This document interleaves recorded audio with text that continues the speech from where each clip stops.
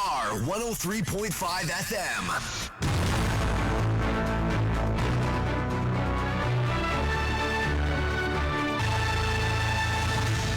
It's 12 o'clock. Hello, good afternoon, and welcome to the Starr Midday News.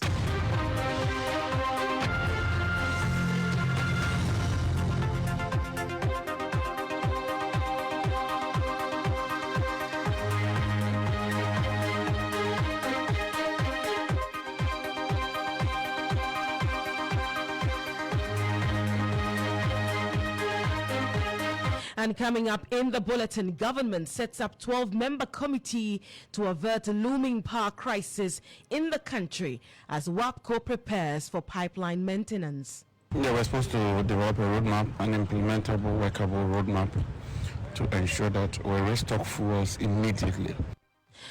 We'll bring you the details also ahead. President Mahama revokes appointment of all CEOs of metropolitan, municipal and district assemblies. Still ahead, Electoral Commission to brief the country on development regarding the yet-to-be-declared Ablikuma North Parliamentary constituency results. Will be live at the Commission's regional office for the very latest. And later on, legal advisor to President Mahama, Marietta Appiah, upon dispels fears about Operation Recover or Loot program following criticism by the opposition party. If wrongdoing is found, we will definitely prosecute them. But it shouldn't be that they are witch hunting. Details of these stories and many more coming up shortly. Stay tuned in.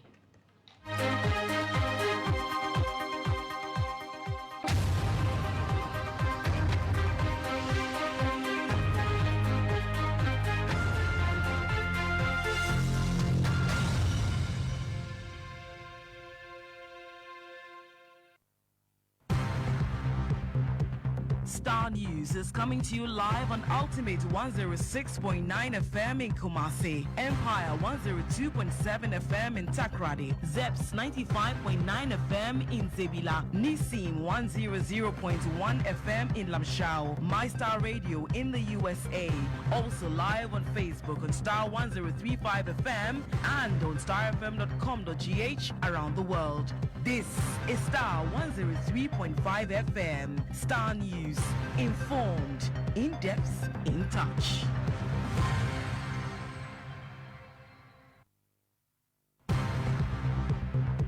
Starr News is coming to you live on Ultimate 106.9 FM in Kumasi, Empire 102.7 FM in Takrady, Zeps 95.9 FM in Zebila, Nissim 100.1 FM in Lamshao, MyStar Radio in the USA.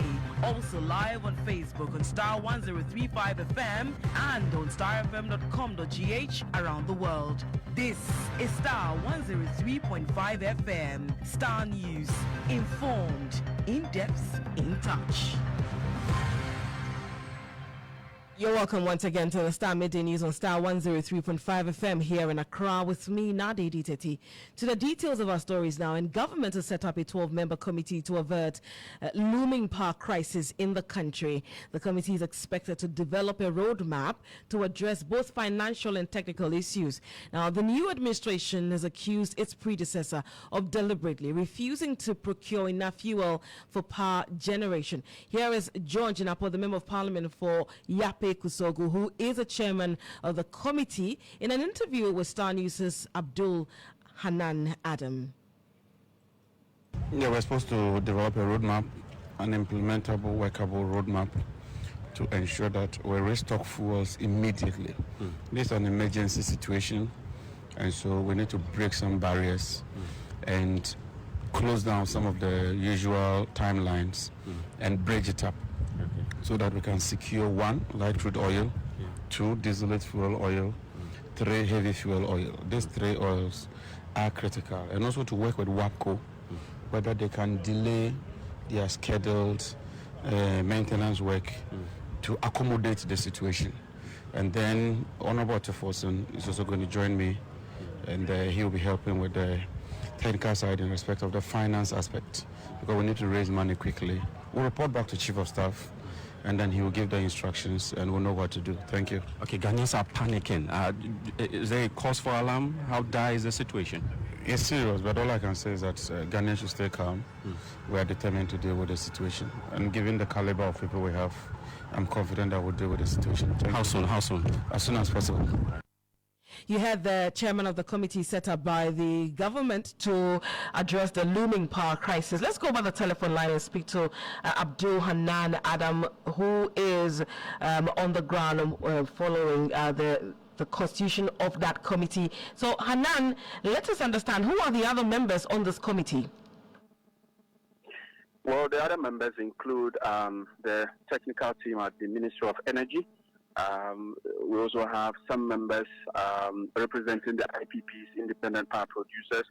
There's GridCo, which earlier we engaged Mr. Frank Orchre, who is the Director for Systems Operations at GridCo. He's also a member of that committee. Then the former Energy Minister, who is also the MP for LFLS, Emmanuel Amakopipoa, is also a member.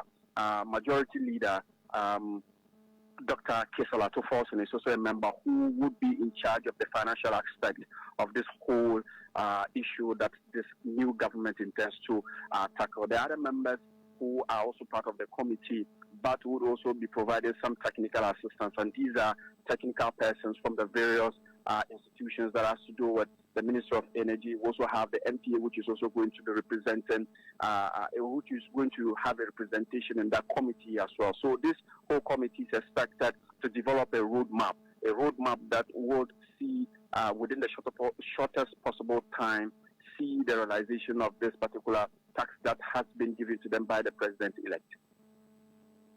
Hanan, kindly stay on the line for me. I would want to listen to Frank Orchre, who is the Director of Systems and Operations at the Ghana GridCo. I will return to you to speak to you in relation to the President's first day at work today. The West African Gas Pipeline Company informed about some planned maintenance activity that has to be done on the gas pipeline that runs from Nigeria and brings gas to Ghana.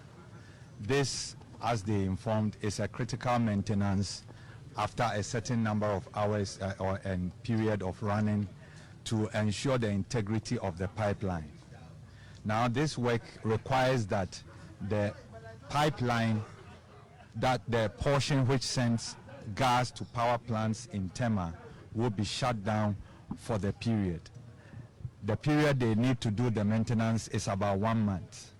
Now, because the gas that it is supplied to Tema plants in Tema is going to be shut down, it is needful that we get some liquid fuels for some of the plants in Tema to run so that we continue to have adequate supply even during the period of the pigging.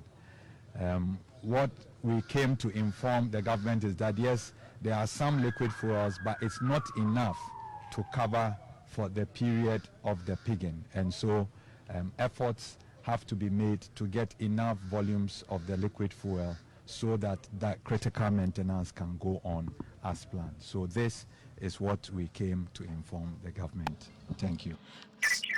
So that is Frank Orchre. He's the Director of Systems and Operations at the Ghana Grid Company. He was at the office of the President, John Dramani Mahama, earlier today, where the announcement of a 12-member committee was announced.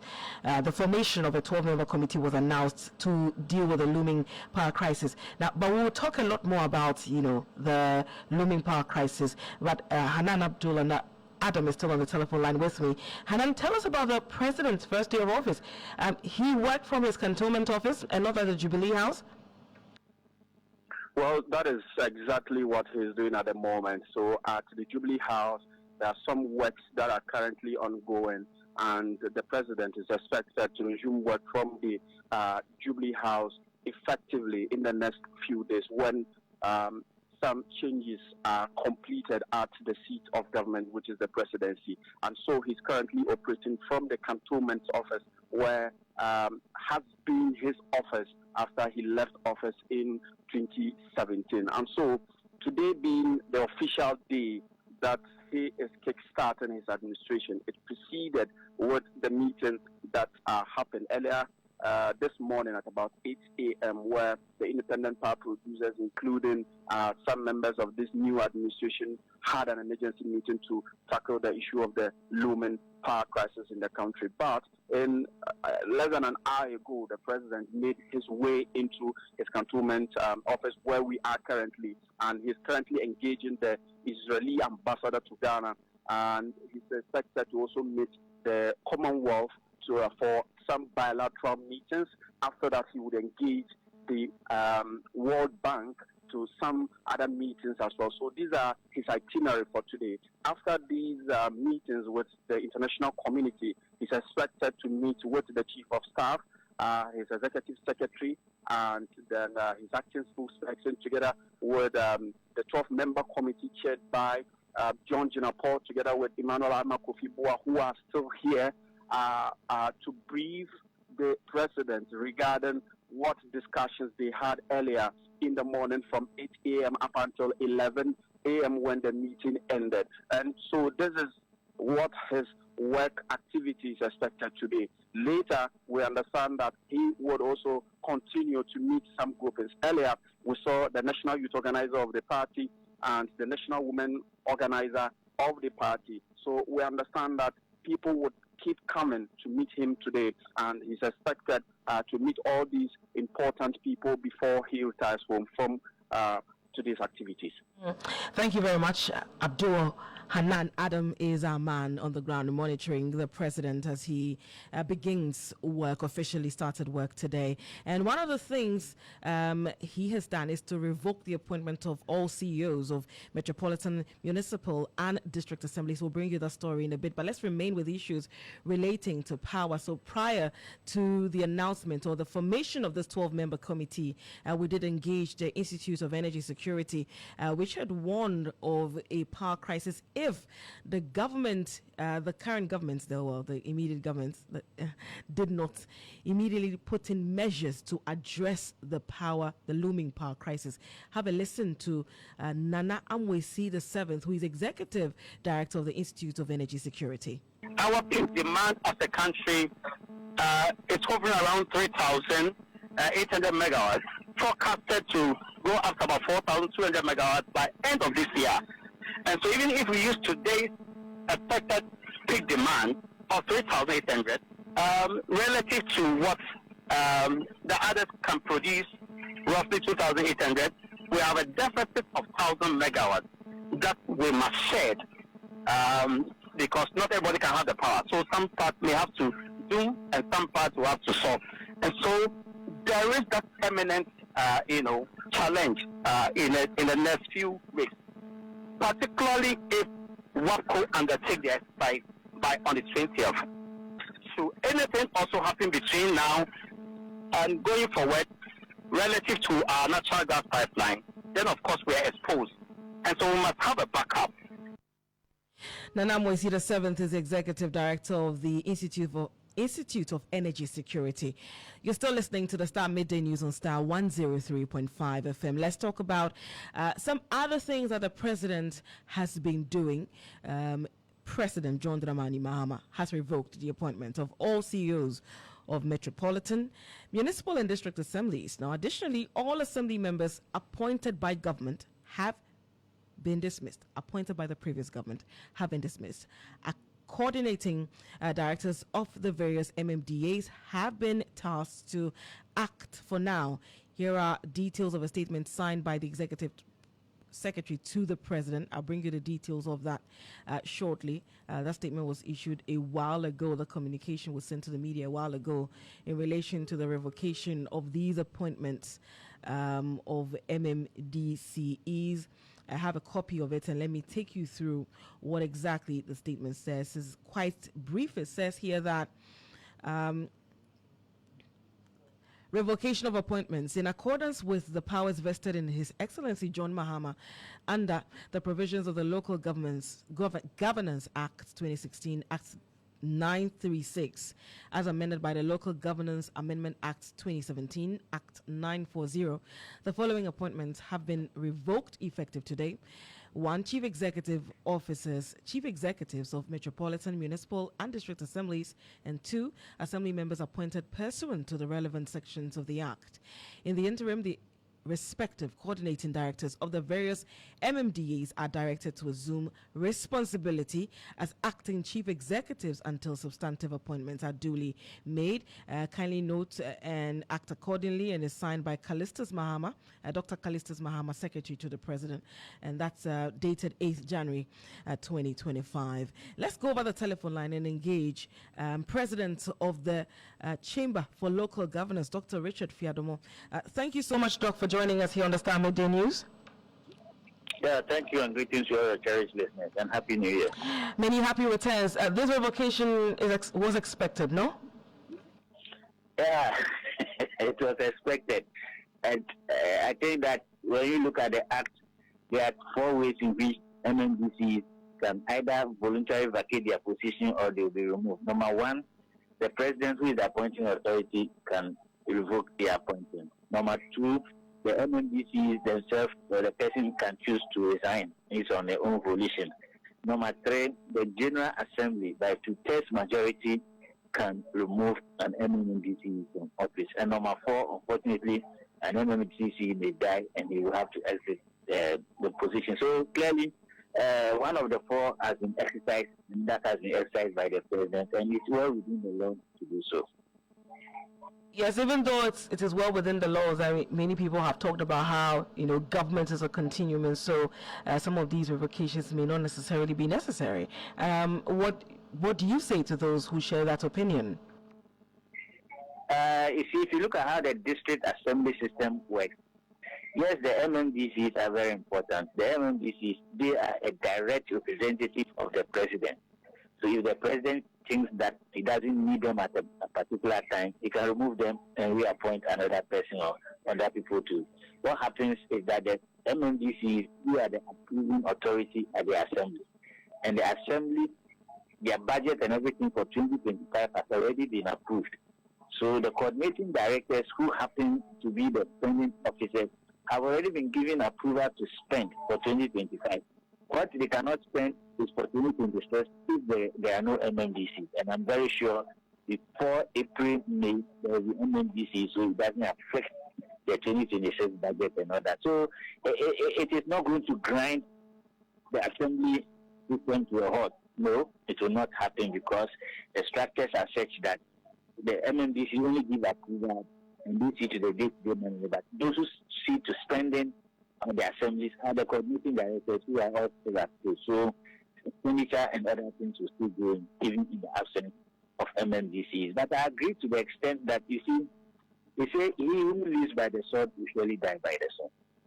In 2016, when John Mahama was president, a bill was sent to Parliament, and the Act 9 cases made it possible for government appointees, assembly members, to be given a 4-year security of term, to the extent that the President cannot come and remove them until they have done their 4 years.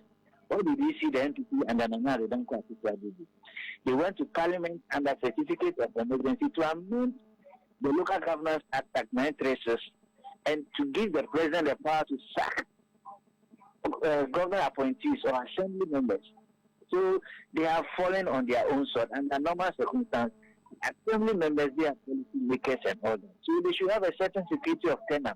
So the government appointees whose appointments have been revoked by His Excellency, I think that this is the MPP that has caused it. But for the MMDP, the President has the right to remove them at any time if he so wishes.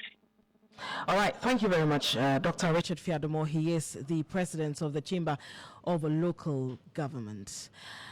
You're still listening to the Star Midday News on Star 103.5 FM. Let's remain with issues relating to the presidency, and we can hear from the lawyer or the legal advisor to President Mahama, Marietta Opong. Now, she has dismissed claims that the Operation Recover or Loot program will be a tool for political witch hunting. Now, it follows concerns by leading figures of the opposition New Patriotic Party that the new administration intends to intimidate and witch hunt its opponents with the program. But Madame Bria Pia Opong says the fears are unjustified. There is more in the following report. The incoming Mahama administration, ahead of assuming office, has established a 5-member committee under the chairmanship of the Member of Parliament for North Tongu, Samuel Okujoto Ablakwa. The committee's mandate is to gather evidence to aid in the recovery of funds and properties lost to the state. However, the minority leader, Afenyo Makin, recently vowed in Parliament to fiercely resist any attempts by the incoming government to target members of the outgoing administration. I condemn in no uncertain terms the establishment of a so-called committee called ORA. It is a needless committee, is only in for personal vendetta. If we allow this committee to continue with its so-called wild goose chase, it will disturb the governance of this country. We have institutions of state. We must support them to do their work. We don't want people to be chasing people into people's houses, going into people's bedrooms, and I expect my friends in the NDC to know that it is not a populist agenda that makes a nation strong. We are not going to allow you to use unconstitutional means to shut us up. We will stand firm that we stop.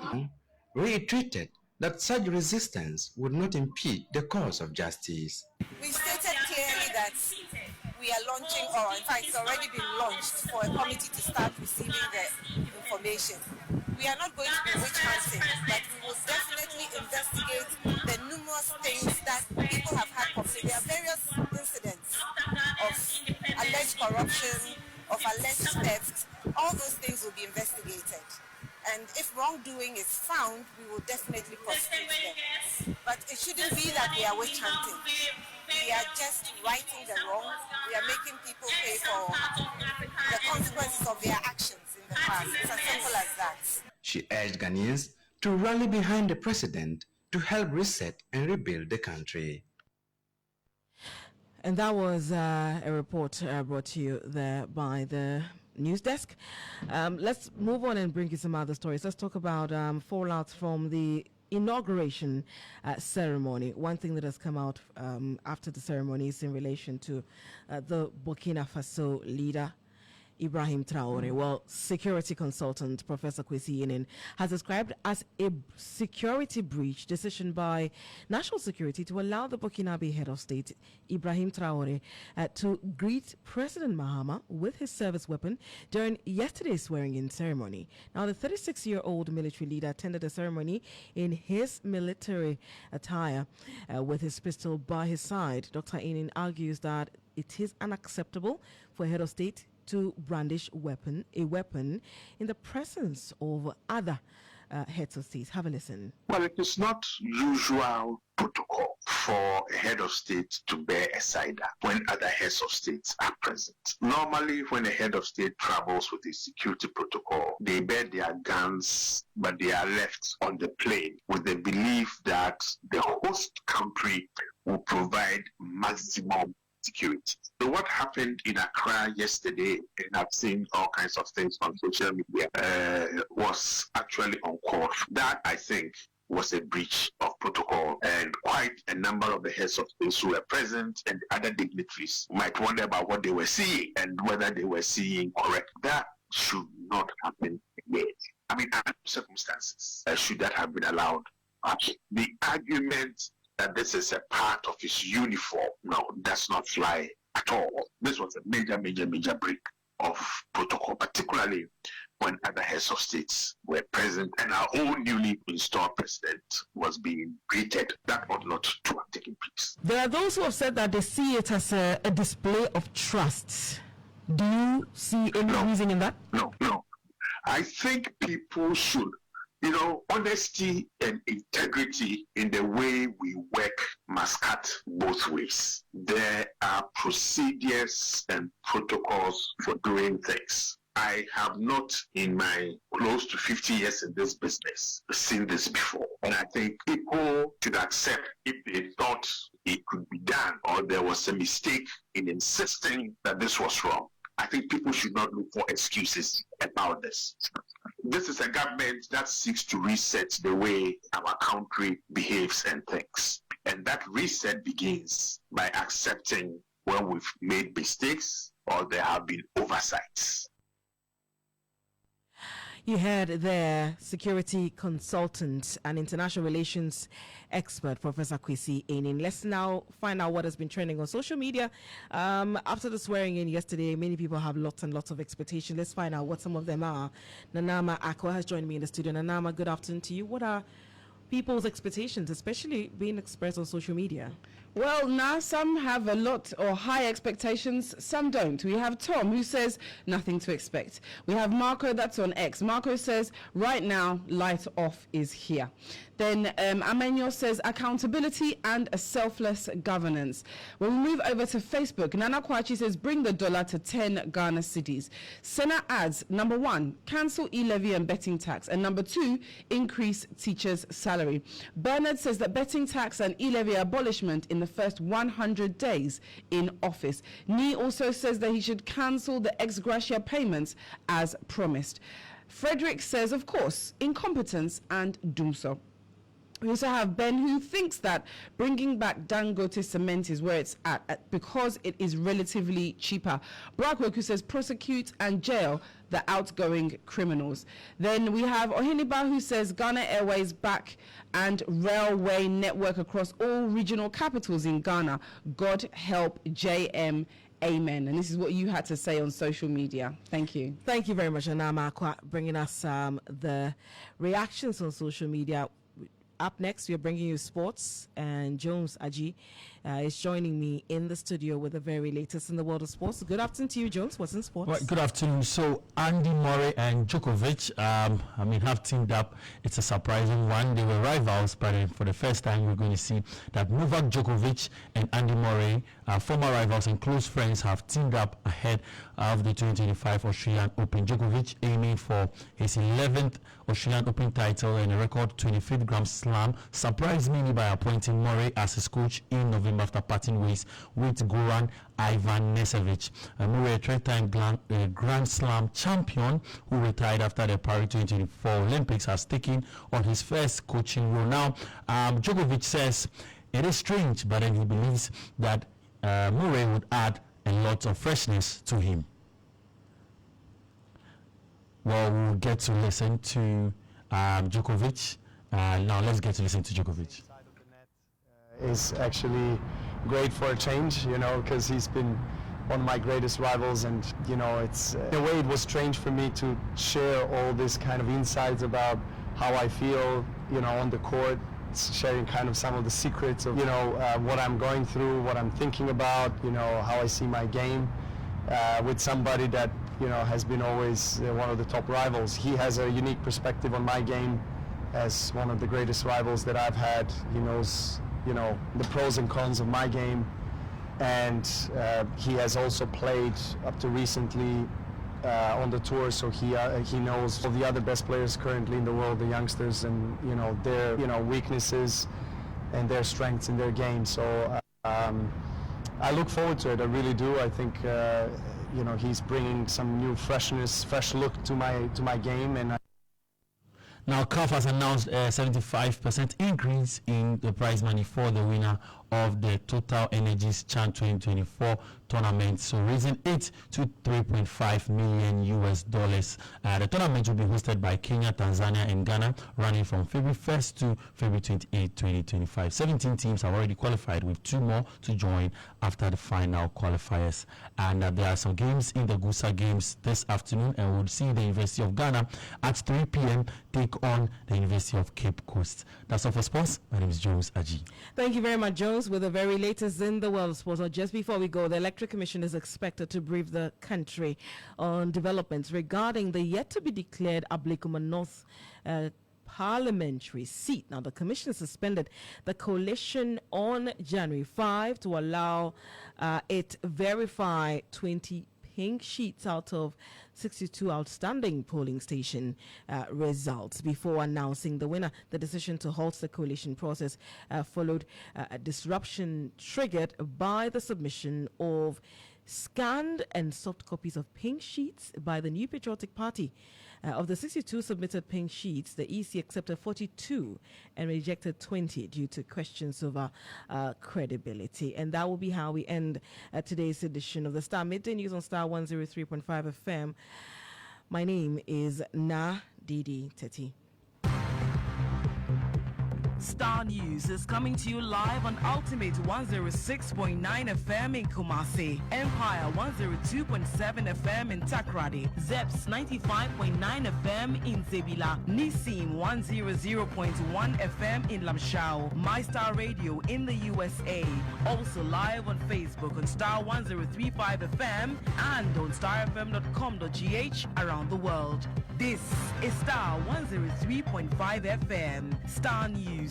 Informed, in depth, in touch.